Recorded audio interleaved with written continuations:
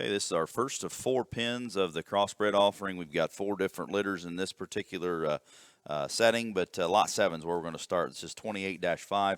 She's sired by the Shawshank boar, which is a farrow boar that's a 3/4 sib or a little bit more, to Young Love, a boar that's first crops out here. We bought in partnership with Rotoballs, had a few litters, and like the pigs, think their feedability is awfully good and still see some Young Love traits in them at the same time.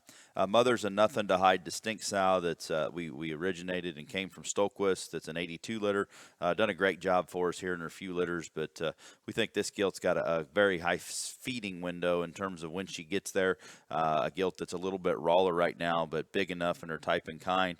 Great on her pastern set and still got some bone and dimension at the same time. She's square underneath. Like I said, she's a little rawer in her body shape, but we think once she fleshes up and gets with it, she's the kind of gilt that can make a good big one because she's got the added extension. She's still heavy bone. She's mobile. She's square and gives you a great look with some shape on the top side of her skeleton with a neat kind of a pedigree. They're lining up on the south side. Got that Nothing to Hide in there. So in terms of burliness and stoutness, she'll have those traits for darn sure. Lot 8 is going to be next, 34-2, and this gilt here has always kind of stood out to us.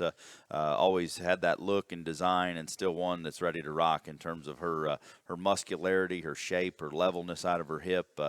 Gilt that's really, really good in terms of her look at the same time. Market breeding, whatever you need to do, she's ready to roll. She's sired by Doing This, the burger boar we bred so many sows to. We bought him in partnership with Kilmer, offering semen on him now, but in terms of having 3 partners, we didn't sell any semen, and glad we bred a lot of sows to him because we reused him for darn sure because they've got the added structure, feature, center body, dimension, and mobility we like to see. Mother's a Nothing to Hide De Niro, another gilt that came from Stokequist. That when we bought that group of gilts, we're darn sure glad we did because they've hit about every time. And this one here, as I said, she's ready to roll right now, but one she's square, she's balanced, she's still got the muscle and look, design, and if you want to show her here in a month, she'll be ready to go. If you want to wait and show her in March, she's another one that's going to be hard to handle in terms of having those extras with still a really neat kind of head and neck, big forearm, and one that we think kind of regardless where you show her, market or breeding, she'll be a tough one to turn for darn sure. 39-7 is this all-white gilt here. Shorter litter, but man, this one here is pretty darn good. She is solid white. She will class Yorkshire in terms of one, if you've got that setting for a market or a jackpot, burly, stout, giant legged, and one that's mobile and square off both ends of her skeleton. She starts stout about her head. She's got the right proportion. She's big centered.